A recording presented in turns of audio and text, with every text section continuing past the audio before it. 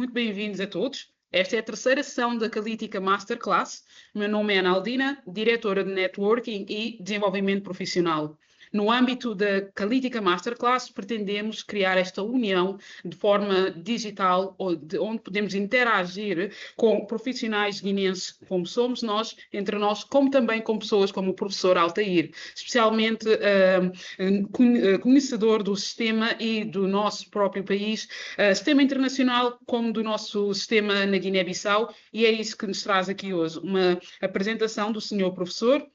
O professor Altair Sousa Maia é especialista em economia, pela Universidade de Brasília, no Brasil, com uma especialização em comércio externo e relações internacionais. Trabalhou no Ministério das Relações Exteriores, que é o que nós chamamos de Ministério dos Negócios Estrangeiros, e Ministério da Indústria e Comércio, em Brasília, que costuma, indústria e comércio, por assim dizer. Também lecionou como professor de Economia na Universidade Católica de Brasília e na UNEP, e como profissional liberal ou também como consultor, elaborou vários projetos no âmbito sempre ligados à importação, exportação, relações internacionais. Hoje dedica-se à consultoria internacional, especialmente em assuntos africanos ou que sejam ligados com a África, em particular subsaariana, e tem vindo a dar muitas palestras em universidades como Oxford e também como orador em sessões como fóruns como o nosso, oportunidades sobre oportunidades nas economias africanas. Também publicou mais de 30 livros, como vocês puderam ver no curso destas últimas semanas em que anunciámos este Masterclass, também partilhámos com vocês das muitas obras publicadas pelo senhor professor, e 3 dos seus livros, se virem, são dedicados à Guiné-Bissau. E é neste âmbito que o senhor professor vem hoje falar connosco sobre as relações económicas internacionais da Guiné-Bissau e o potencial do produto interno, e os caminhos que a Guiné poderá tomar em termos de soluções. Portanto, agradeço a todos a vossa presença, ao professor em particular, e como sabem, e como fazemos em todas as sessões, para assegurar um bom desenvolvimento da apresentação, vamos então manter os microfones fechados e as câmaras também fechadas para evitar perturbar a apresentação, e no final teremos então um espaço específico para questões. Dou então as boas-vindas mais uma vez ao senhor professor e deixo-o apresentar. Obrigada. Inicialmente, eu gostaria de agradecer imensamente à Calítica pela oportunidade de falar diretamente ao povo da Guiné-Bissau. E agradecer a todos que estão participando desse nosso networking. Na virada do milênio, né, do século XX para o século XXI, eu fiz a minha primeira viagem à África, e foi justamente para a Guiné-Bissau. Quando cheguei à Guiné, uma coisa que me chamou a atenção foi o país circulando à volta da produção e exportação da castanha de caju. Era um produto a ser exportado e, do outro lado, era um cliente, um país comprador. Isso é uma situação muito difícil para um país conectar-se com o mundo, pois quando você só tem um produto de exportação e um comprador para esse produto, as relações se tornam muito fixas, muito rígidas. E quando o comprador, aqui no Brasil se fala que quando o comprador pega um resfriado, o vendedor pega uma pneumonia. Então, é uma situação realmente muito difícil ter uma pauta de exportação tão mínima e ter também clientes mínimos. No caso, naquela época era somente a Índia. Hoje já não mais. Hoje o Vietnã já compra, Singapura já compra. Mas 25 anos são passados desde essa minha primeira visita à Guiné e pouca coisa mudou. O caju continua sendo o principal e quase único produto de exportação, e o cliente maior é a Índia, logicamente que tem alguns outros que eu já citei, que é o Vietnã e Singapura. Então, ao longo desses 25 anos, eu escrevi muita coisa sobre a África. Escrevi 3 deles sobre a Guiné-Bissau. Primeiro foi a primeira visita, depois eu falei a respeito dos...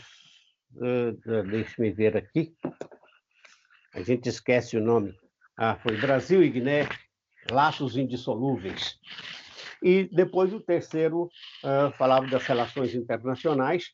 E um quarto, que ainda não foi publicado, que se chama Guiné-Bissau, Relações Econômicas Internacionais. Esse livro está sendo escrito em parceria com o senhor Uco Monteiro, que é um amigo lá da Universidade Colinas de Boé. Então, boa parte desse livro está aqui nessa palestra que hoje estamos proferindo. Então, a nossa palestra de hoje se divide em 2 partes. Vamos falar do comércio exterior e vamos falar do potencial interior. O comércio exterior ele abrange o país como um todo e o mercado interno desce às empresas e aos cidadãos que compõem a sociedade. Para se analisar o comércio exterior, 2 contas são fundamentais.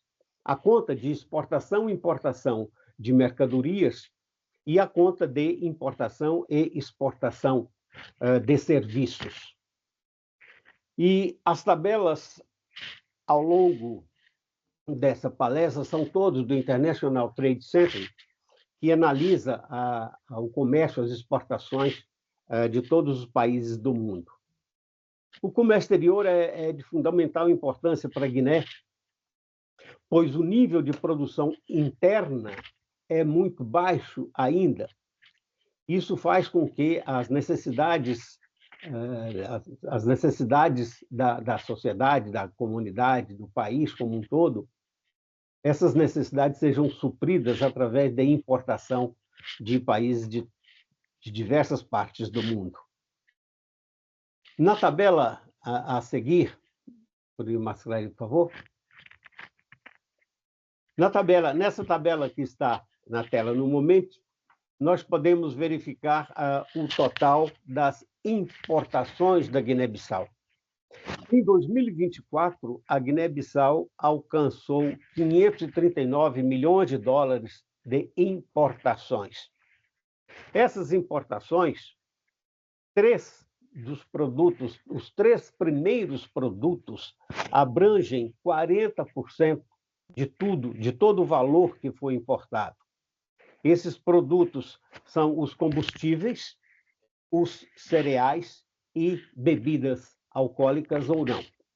Então, esses 3 produtos são os principais produtos de importação da Guiné-Bissau ao longo do ano de 2024, que é o período que compreende essa nossa tabela.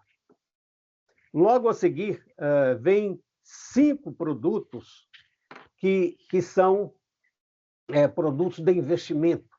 São produtos para aumentar o capital investido no país, o capital de investimento para a produção de bens.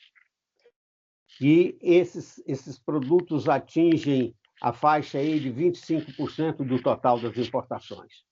Depois vem uma miríade de outras coisas que fazem parte do atendimento às necessidades da população da Guiné. Mas uma coisa chama atenção. Vejam, senhores, o segundo item dessa tabela. Ele é composto de cereais. Esses cereais, grosso modo dizendo, são compostos unicamente por um único produto, arroz. Dos 78 milhões de dólares que foram importados em 2024 no item cereais, 78 milhões foi de arroz, o que representou 77% do total importado, a quase totalidade desse item.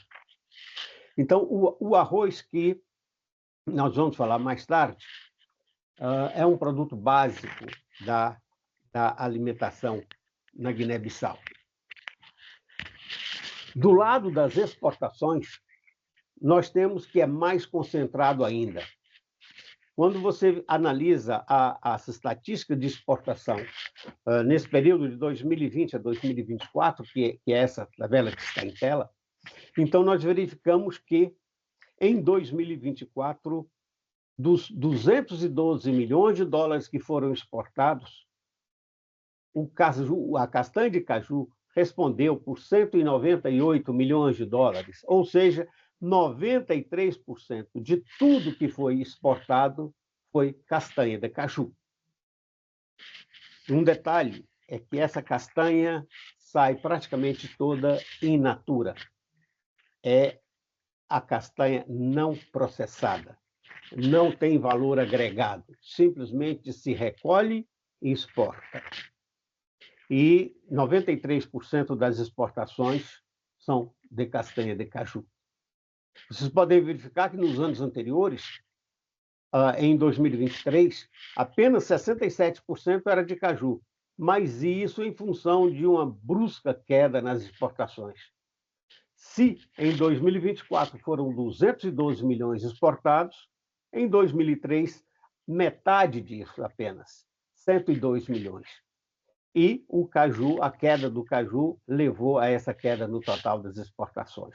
Nos anos anteriores, os senhores podem ver que o caju mantém a sua participação bem elevada. Depois disso, vem pescados. Os pescados atingiram em 2024 muito pouco, 2 milhões e 700 mil dólares, enquanto no ano anterior foram quase 17 milhões de dólares. Então, isso realmente merece atenção, o porquê de queda tão abrupta. E o terceiro produto que chama atenção são os produtos do capítulo 15, que são as gorduras animais e vegetais. Em 2024, apenas 125 mil dólares, mas no ano anterior, em 2023, foram 13 milhões de dólares. Então, correspondente a 13% do total exportado. Isso é algo que, como eu disse, merece atenção, a exportação de pescado e a exportação de gorduras vegetais.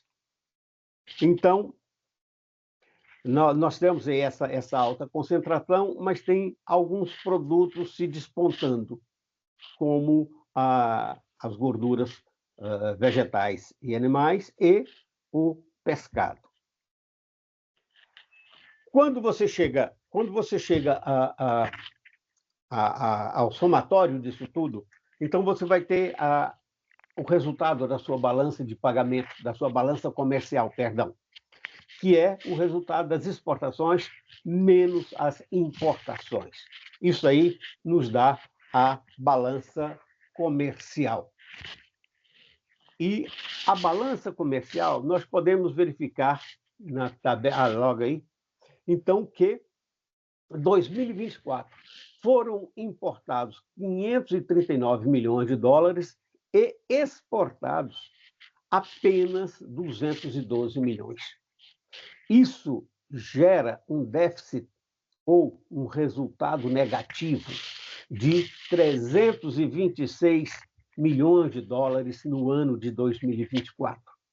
Nos anos anteriores, vocês podem verificar também que essa conta é negativa. A Guiné sempre importa mais do que exporta. O detalhe vem em 2023, que esse déficit, que essa conta negativa, esse saldo negativo, chegou a 474 milhões de dólares. Nos anos anteriores também não foi muito diferente. Aí, quando você fala da importação e exportação de bens ou de mercadorias, verificamos que a Guiné-Bissau apresenta um saldo negativo ao longo de todo esse período. A seguir, nós temos a outra conta muito importante do balanço de pagamentos, que é a conta de serviços. A conta de serviços da Guiné também se apresenta deficitária ao longo de todo esse período. Pode mudar, por favor? Daí nós vamos ter a balança de serviços os serviços estão contabilizados nessa conta, despesas e receitas com transporte, com viagens, com seguros internacionais, transporte de mercadorias, serviço de telecomunicações, gastos do governo no exterior, serviços financeiros, tudo relativo a finanças está lançado nessa conta de serviços. E essa conta de serviços, ela está deficitária também. O que a Guiné importa de serviços, nesse período de 2020 a 2024, também é um período que está deficitário ao longo de todo o período. Em 2024, o déficit, a importação de serviços foi de 201 milhões de dólares. Se verificarmos o quanto a Guiné exportou de serviços, nós vamos verificar que foi apenas 49 milhões de dólares. Então, isso aí gera também um déficit muito grande nessa conta, que quando você soma os serviços da Guiné, a balança de serviços da Guiné com a balança comercial da Guiné, então nós vamos ter que a situação piora bastante, porque nós vamos verificar que a balança de serviços é negativa ao longo de todo esse período e a balança comercial também é negativa ao longo de todo esse período. Isso aí vai dar um déficit nessa conta, ou um saldo negativo nessas duas contas, de mais ou menos meio bilhão de dólares por ano.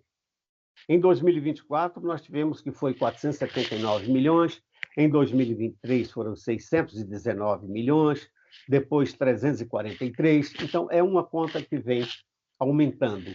O que você fala de serviços e de serviços e de mercadorias, essa conta assume proporções bastante expressivas. Isso é uma conta que alguém tem que pagar. E isso, o pagamento de serviços e o pagamento dessas importações é feito através do aumento de empréstimos à banca internacional. E isso vai aumentando a dívida externa do país. Segundo os dados do Banco Mundial, a dívida externa da Guiné-Bissau deve alcançar alguma coisa entre 700 e 800 milhões de dólares para esse ano de 2026. E a dívida externa não é apenas uma questão contábil, ela é uma âncora que imobiliza o país, que atrapalha o país. Então, a gente tem aí que a dívida externa elevada, tanto a dívida de serviços quanto a dívida de mercadoria, isso desvaloriza o câmbio, isso faz com que gere desconfiança no mercado internacional. Então, é algo muito ruim para um país quando ele está deficitário ao longo de muito tempo. Nós vamos ter aí que os efeitos principais de uma balança negativa se reflete nas reservas internacionais, que são dilapidadas, a moeda desvaloriza, porque não tem respaldo cambial para mantê-la em bom nível, o aumento da dívida externa, como nós já falamos, e, além de tudo, quanto mais endividado está o país, mais alta se torna a taxa de juros internacionais. Então, isso cria um ciclo vicioso. Toma-se empréstimo para pagar o que já não se conseguiu pagar, e o que não se conseguiu pagar, que foi gerado um novo empréstimo, vai aumentando. Essa bola de neve é um ciclo vicioso. Nesse rol vem uma redução dos investimentos estrangeiros e restrições no comércio internacional. Quando o país está endividado, ele não é bem visto pelos seus parceiros em todo o mundo. Então, buscar o equilíbrio dessas contas, tanto de serviços quanto a comercial, de bens, é fundamental para que o país esteja equilibrado. Então, nós vamos verificar aí que deve haver uma política maior voltada para o equilíbrio das contas externas. Esses efeitos realmente são nefastos à economia como um todo, pois imobiliza e reduz a autonomia e a soberania do país. Quando o país está todo endividado, não é difícil imaginar o que pode acontecer e que as autoridades monetárias internacionais podem intervir na economia, fazendo para que o país se ajuste. E, com isso, eles vão gerar mais empréstimos, mais juros. Então, é algo bastante calamitoso, digamos assim, a uma situação deficitária. E essa busca de equilíbrio deve se estender tanto no plano macro, tanto do país como um todo, como nos parceiros comerciais. Então, nós vamos verificar na conta comercial da importação e exportação de mercadorias, nós vamos verificar que alguns parceiros comerciais tudo vendem para a Guiné e compram muito pouco. Então, nós vamos ter aí que, decompondo-se essa conta comercial, essa conta de importação e exportação de produtos, nós vamos verificar que, de um lado, há grandes compradores, como a Índia e o Japão, que compram muito pouco, que compram muito e vendem pouco para a Guiné-Bissau. O caso da Índia, especificamente, nós vamos verificar nessa tabela que aí está, que a Índia comprou 262 milhões de dólares em 2025 e a Guiné comprou apenas 18 milhões de dólares da Índia. Isso gerou um saldo positivo para a Guiné de 244 milhões de dólares. Depois nós vamos ter aí o Japão que... Um minuto. O Japão, que comprou 8 milhões e 700 mil dólares da Guiné, e a Guiné comprou apenas 1 milhão de dólares do Japão. Do outro lado dessa corrente, nós vamos ter alguns países como Portugal. Portugal comprou 112 milhões de dólares em 2025. Portugal vendeu para a Guiné 112 milhões de dólares em 2025 e comprou apenas 29 mil dólares. Isso gerou um saldo negativo de 112 milhões de dólares para as contas da Guiné. Nós vamos ter aí também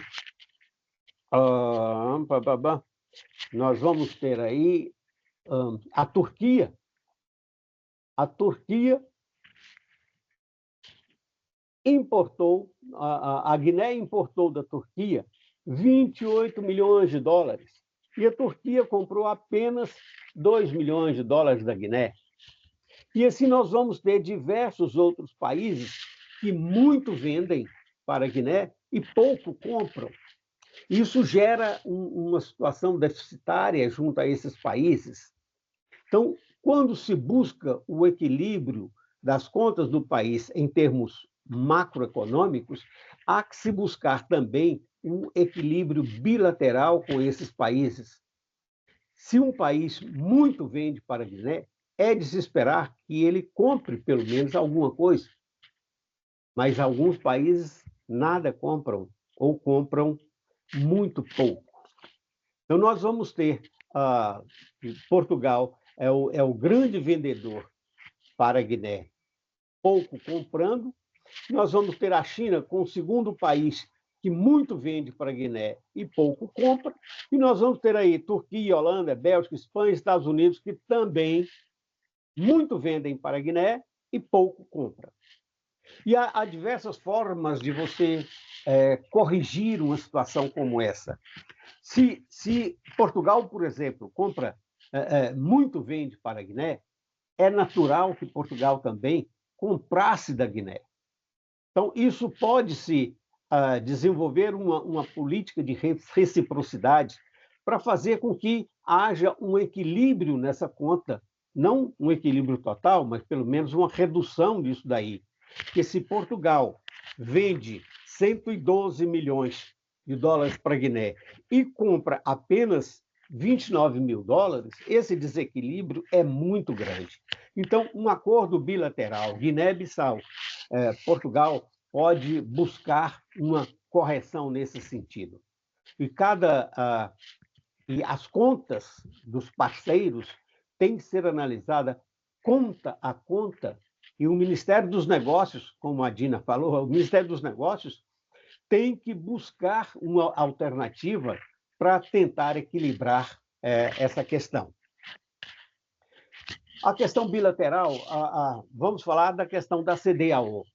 A CDAO é um bloco com 14 países e que é o parceiro ideal da Guiné-Bissau. Porém, na hora que examinamos as contas da Guiné-Bissau com a CDAO, nós vamos verificar que as exportações da Guiné-Bissau para a CDAO foram muito pouco, enquanto que as exportações da CDAO para a Guiné-Bissau foram bastante elevadas, foram mais de 100 milhões de dólares, enquanto a Guiné-Bissau vendeu muito pouco para a CDAO. Se a CDAO é um parceiro preferencial, porque há um acordo a tarifas ou não, reduzidas ou que não existem, então uma atenção especial deve ser dada a esse relacionamento comercial com a CDAO, pois a CDAO pode ser o grande parceiro institucional da Guiné. Se nós verificarmos as compras que a CDAO faz no mundo afora, dois países... Não descobriram. Não te esperaram fora? Sim. Dois produtos são destaque nas compras da CDAO. Pescado, a CDAO importa alguma coisa como 2 bilhões de dólares em pescado, e arroz. Arroz, nós vamos ter com a CDAO importando 5 bilhões de dólares de arroz. Pescado, a Guiné tem uma boa produção e há de se organizar para atender essa demanda de toda a CDAO. Da mesma forma, o arroz, quando você analisa a compra de arroz pela CDAO, que são 5 bilhões, nós vamos ter aí que o Senegal, que é o vizinho encostado, o Senegal, a Guiné-Conakry, que é o vizinho do outro lado, e a Gâmbia, importam mais de 1 bilhão de dólares em arroz. E aí vem a ironia do destino. A Guiné-Bissau já produziu muito arroz, produzia e gerava um excedente para exportação. Hoje, a Guiné-Bissau produz apenas 25% do seu próprio consumo. Então, a Guiné-Bissau importa arroz líquido. Isso daí entra na questão de uma política maior para a Guiné-Bissau. O que se pode fazer para melhorar a situação comercial da Guiné-Bissau com o mundo? A primeira coisa é você incentivar aquilo que a Guiné tem potencial para produzir. Nós temos aí um caso específico do arroz, que a Guiné já foi um grande produtor e hoje produz muito pouco. Veja você que só o Senegal e o Conakry compram 1 bilhão de dólares em arroz por ano. A Guiné-Bissau, que já foi um grande produtor de arroz, hoje não exporta nada de arroz e suas atenções foram voltadas para o caju, para as castanhas de caju, que deu um volume de exportações de 200 milhões de dólares. Então, só de arroz o Senegal compra mais que o dobro do que a Guiné exporta de castanha. Então, se houver um incentivo para a Guiné produzir arroz, que gere, de tal forma que gere um excedente para exportação, nós vamos ter aí que o arroz pode competir com a exportação de castanha de caju facilmente. Da mesma forma, nós vamos ter que o pescado do Bijagós, se forem formadas cooperativas de pescadores, essas cooperativas podem comprar barcos melhores, podem constituir frigoríficos e trabalhar, testar ou tratar o produto a ser exportado. Isso agrega valor às exportações da Guiné. Então, você fica pensando como desenvolver a Guiné, você tem duas opções claras. Você pode incentivar a produção agrícola de bens que a Guiné tenha potencial para a produção, e você pode também incentivar a criação de pequenas indústrias. Aí vem a pergunta principal. Então, a pergunta que está no ar, digamos assim: como criar indústrias na Guiné-Bissau, se os investimentos externos praticamente não existem e o financiamento interno é muito pouco? E quando há, ele é quase que todo desviado para a comercialização da castanha. Então, nós temos aí uma situação muito clara. Pode-se criar o que eu chamo de, nesse caso específico, de FIG, é o Fundo de Industrialização da Guiné-Bissau. Como que funciona isso? A Guiné identifica os principais produtos do consumo interno, tanto interno da Guiné quanto interno da CDAO, e incentiva pequenas indústrias que possam produzir esses produtos para vender no mercado interno da Guiné-Bissau e exportar para a CDAO. Isso já melhora, só isso já melhora um pouco a questão da balança comercial. Então, nós vamos ter aí que financiar a pequena indústria é uma forma de aliviar as contas externas da Guiné-Bissau. Mas aí vem a pergunta, a segunda pergunta. Ora, financiar indústrias, lógico que dá resultado. Mas quem vai financiar isso? Eu deixo aqui uma pequena ideia. A Guiné-Bissau exporta 200 milhões de dólares em caju por ano. Se cada exportador tiver disponibilizar 1% do valor da exportação da castanha para a constituição desse fundo, nós vamos ter, no primeiro ano, 2 milhões de dólares disponíveis para financiar pequenas indústrias e incentivar a agricultura, a criação de cooperativas.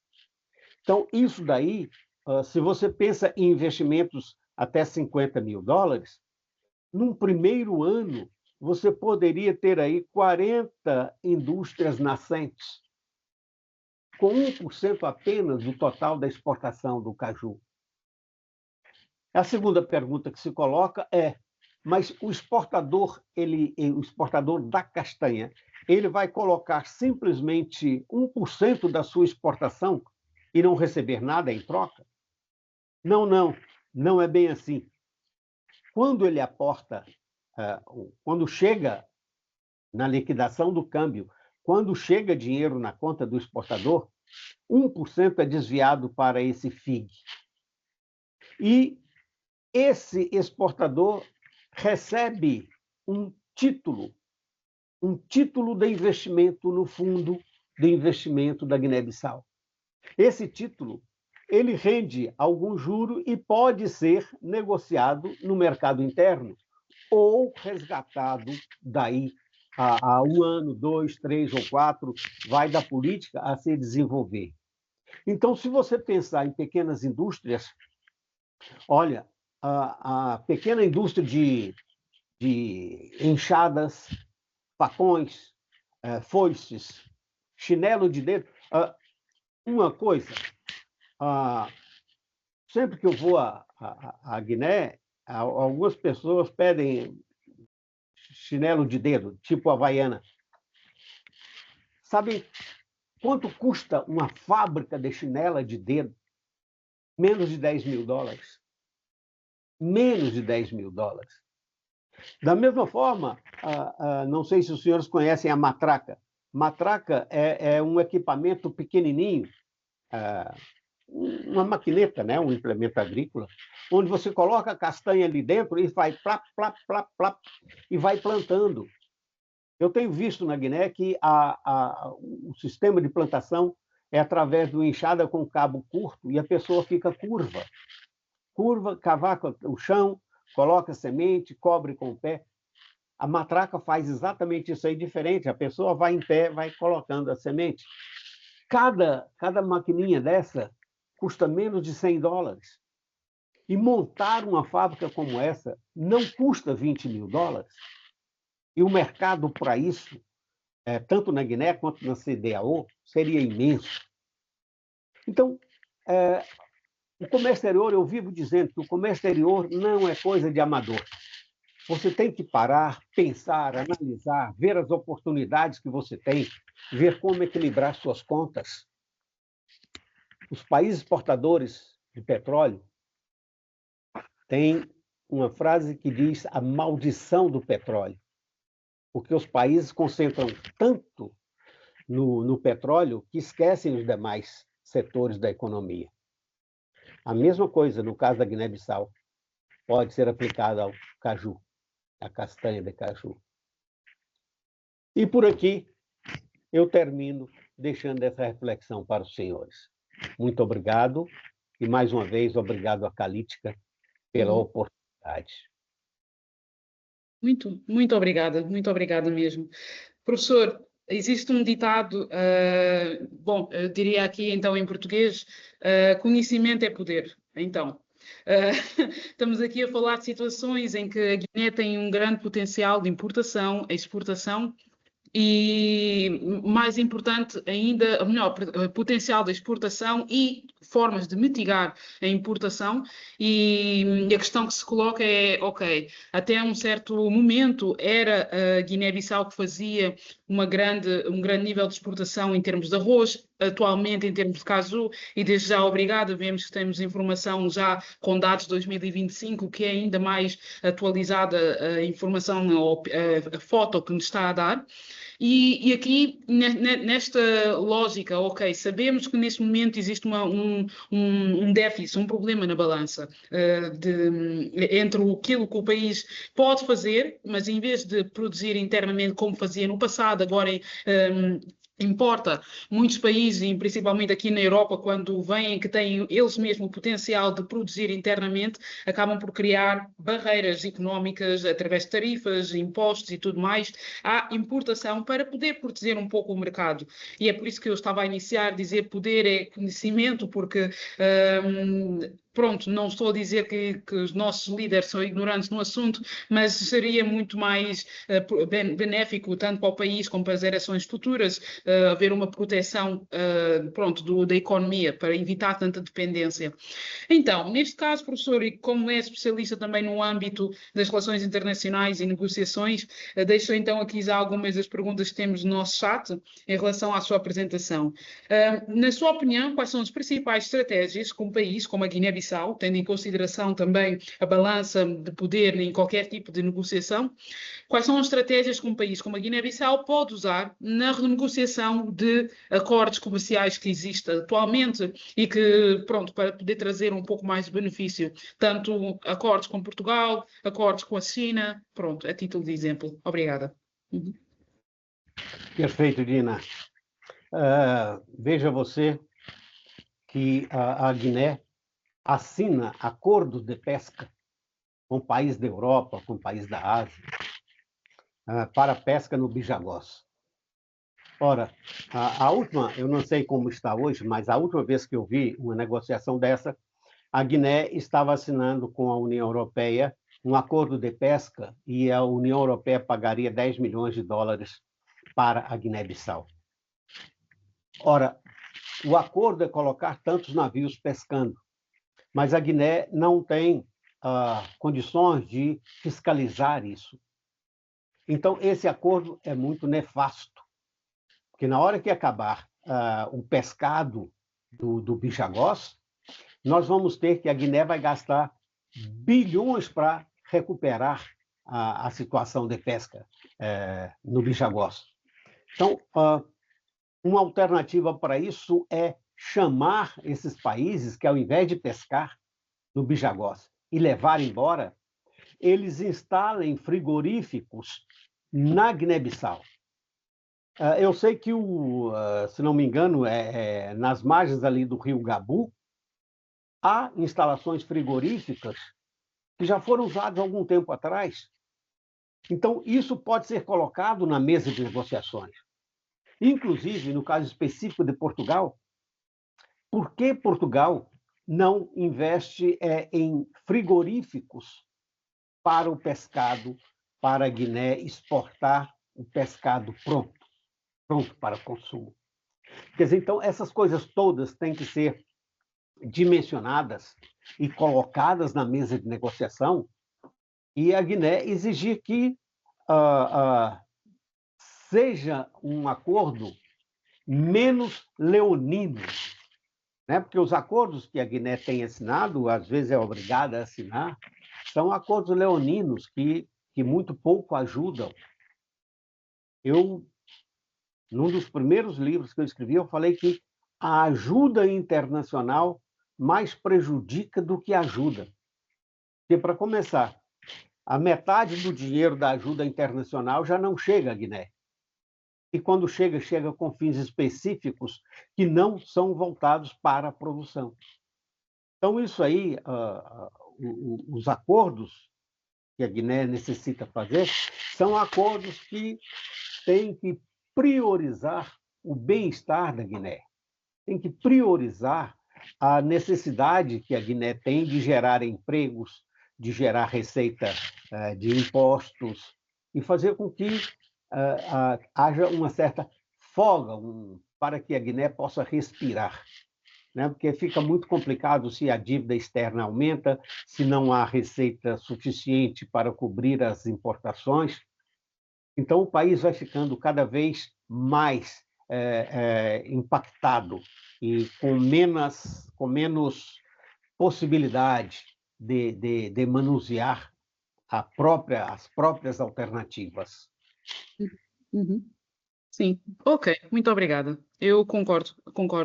Então, e aqui no âmbito da política nunca queremos trazer questões políticas, porque há muitas opiniões para não estender, mas para dizer o quê? O professor está no Brasil, como tal, sabe do tal do senhor Donald Trump, o presidente ali dos Estados Unidos, que, como forma de retaliação para forçar a negociação de acordos também de importação e exportação, a solução que ele encontrou é tarifas.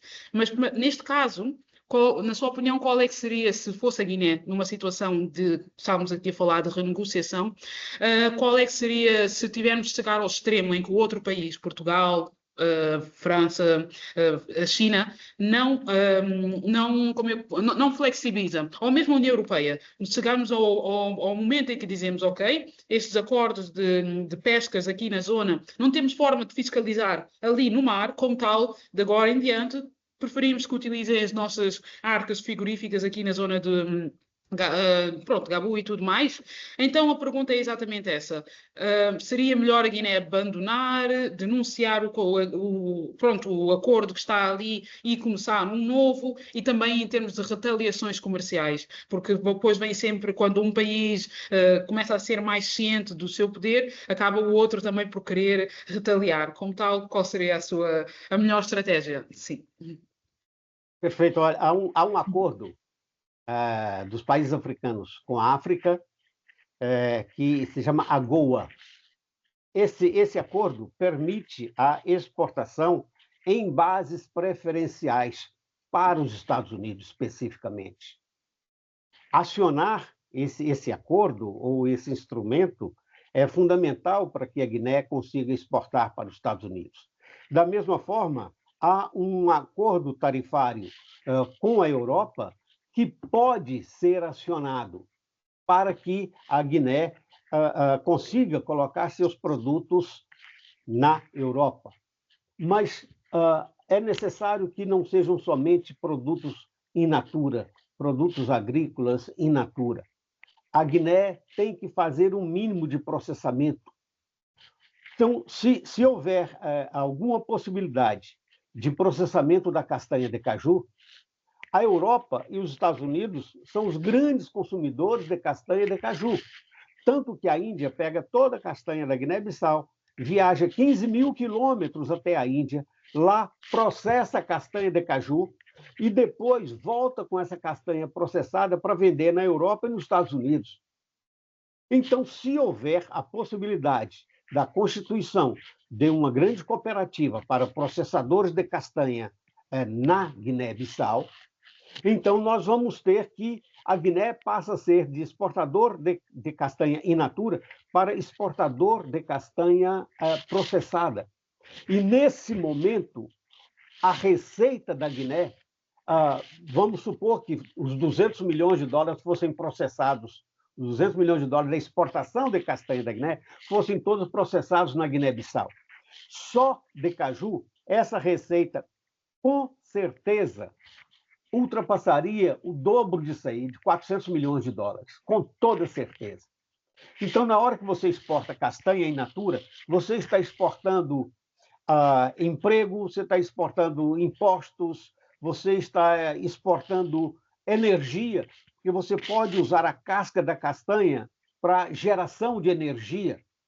Uma pequena fábrica de castanha de caju, numa tabanca qualquer, gera casca suficiente gera casca para produzir energia suficiente para atender a fábrica e ainda atender a tabanca aonde ela está instalada.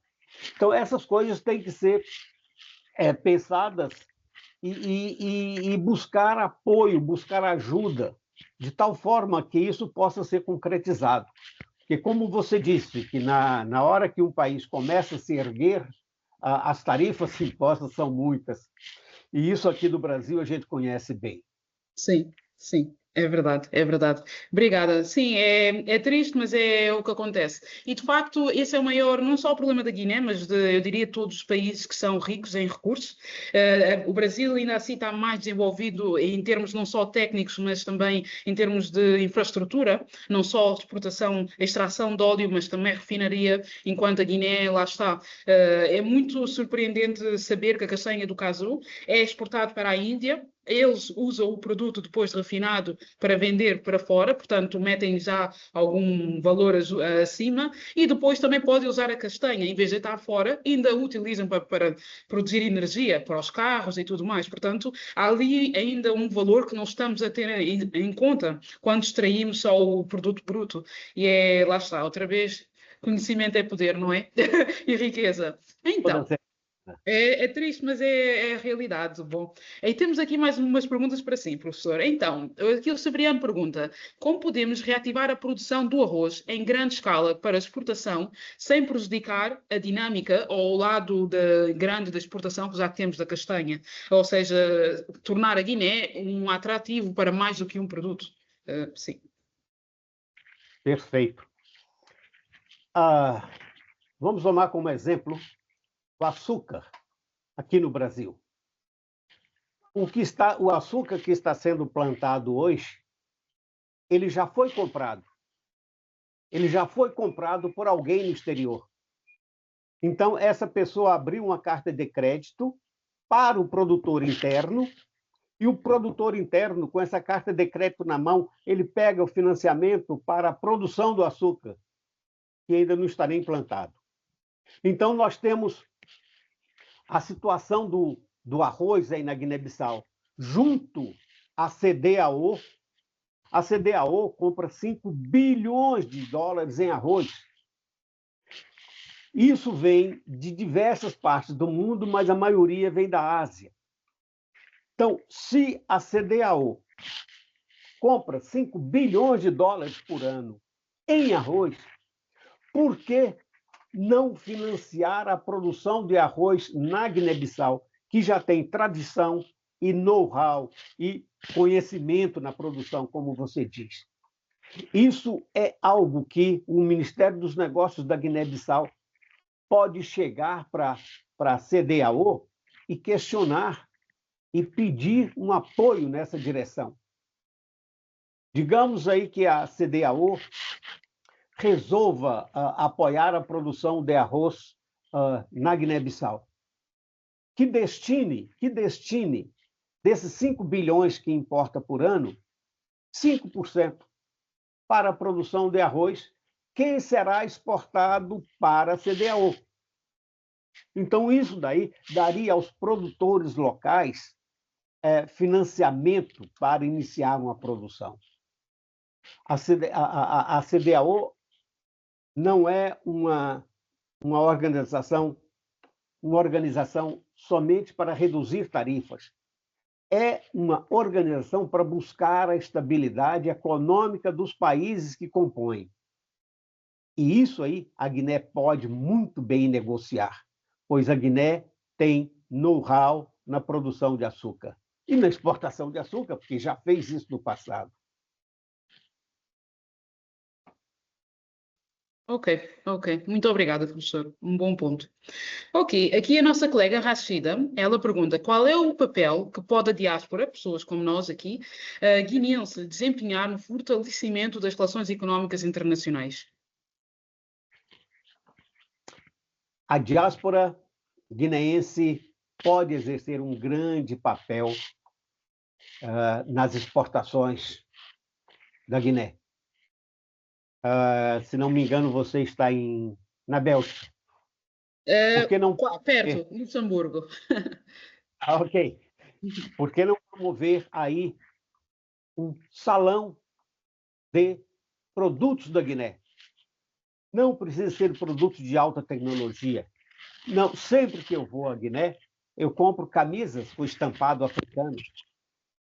Por que não expor isso aí na Bélgica? Opa, em Luxemburgo. Então, um salão, digamos, um salão permanente, para que as pessoas da Guiné possam mostrar aos europeus os seus produtos. Que há muito produto que se pode vender continuamente, até pelo correio. Pois a Europa gosta de produtos africanos. Nós aqui também no Brasil gostamos de produtos africanos. Volta e meia eu encontro em alguma feira alguém vendendo máscaras, alguém vendendo roupas, alguém vendendo qualquer coisa que venha da Guiné. Então, isso aí, o apoio do Ministério dos Negócios Estrangeiros da Guiné é fundamental para que esses pequenos exportadores, que não sejam de caju, tenham oportunidade de criar a expansão de seus negócios na Guiné-Bissau. Ok, muito obrigada. E de facto é um bom ponto. Aqui eu diria mais, tanto em França, no Luxemburgo e também em Portugal, eu vejo muitos senegaleses que vão e vêm com muita frequência da África ou do país de origem, por assim dizer, seja qual for, não só o Senegal, que trazem muitos produtos e revendem aqui em massa e fazem um bom lucro, de facto, porque lá está, existe a procura, mas pronto, ainda assim é necessário colocar, às vezes, em evidência. Ok, aqui o nosso colega Karem, não só colega, mas um dos fundadores da Calítica, ele pergunta-lhe algo que é de facto também de grande peso para o entendimento do valor que a Guiné pode tirar da importação e exportação.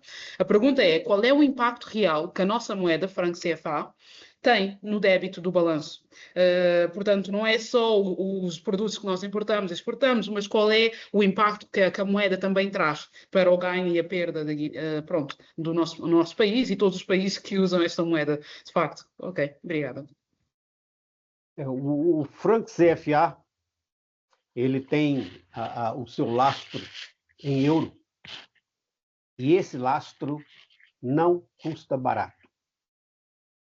Então, é uma medida que, uma faca de dois gumes, o franco CFA, pela sua estabilidade, ele ajuda bastante no comércio internacional, mas, ao mesmo tempo, ele custa caro aos países que o adotam.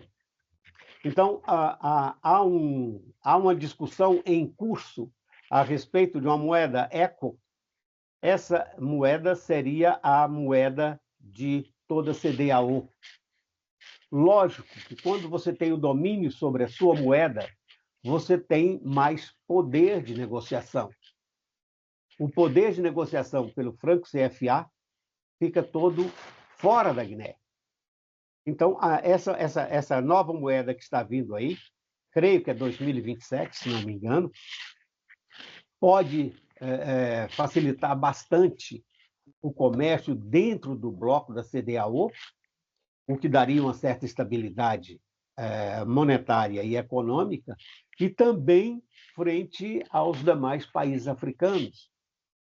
Eu acredito que uma moeda como essa que está sendo criada, ECO, venha substituir plenamente o franco CFA, o XOF, substituir com vantagens.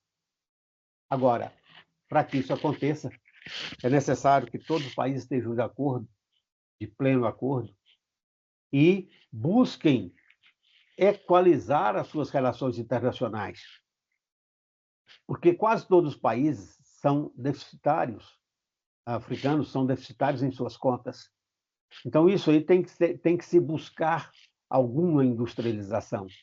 Primeiramente, de produtos agrícolas. Se a Guiné tivesse uma grande produção de arroz, milho, o óleo de dendê, palma, né? Óleo de palma, que vocês chamam aí, então isso daria muito mais condições à Guiné de sentar numa mesa de negociação. Na hora que você senta numa mesa de negociação pedindo, você está muito fragilizado. Na hora que você senta falando assim, não, eu produzo, alimento o meu povo e ainda tenho potencial de exportação. Isso muda completamente de figura. E acredito eu que uma moeda estável é fundamental para que isso aconteça. O franco CFA dá estabilidade, mas custa caro. Essa nova moeda ECO, quando instalada, pode dar a estabilidade necessária e ser um fator de desenvolvimento regional. Com toda certeza, a CDAO teria muito a ganhar com uma nova moeda. Ok, muito obrigada, professor. De facto, bom, não entrando aqui muito em políticas monetárias, porque tendem a levar para uma outra questão ainda mais longa de discussão, mas muitos países, mesmo como o Brasil, têm a sua própria moeda, o Brasil, o real, mas depois também ficam expostos a certa manipulação do mercado, de tentativas de desvalorização da moeda. Por isso há sempre, mas pronto, mas para dizer que é verdade, o primeiro passo é ter o controlo monetário da criação da sua própria moeda e política monetária, em vez de ficar dependente de França e França tirar a sua própria fatia de cada transação que acontece. É um bocado triste, mas é uma...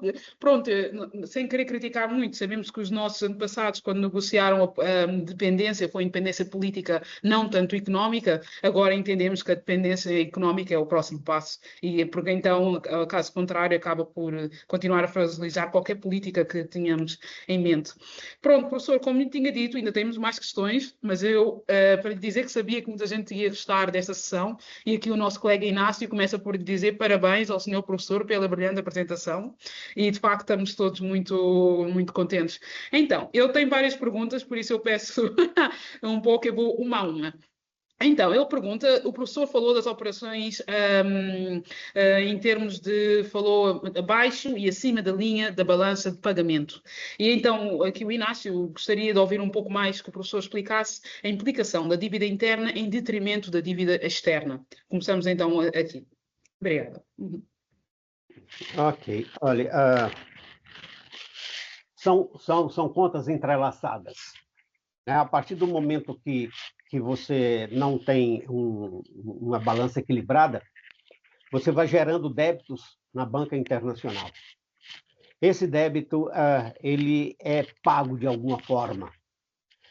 Hoje, a dívida da Guiné, a maior parte da dívida da Guiné é com o Banco Mundial e uma boa parte também é com a CDAO. Então, isso daí vai fazendo com que o país perca autonomia, perca soberania, pois ele vai se endividando,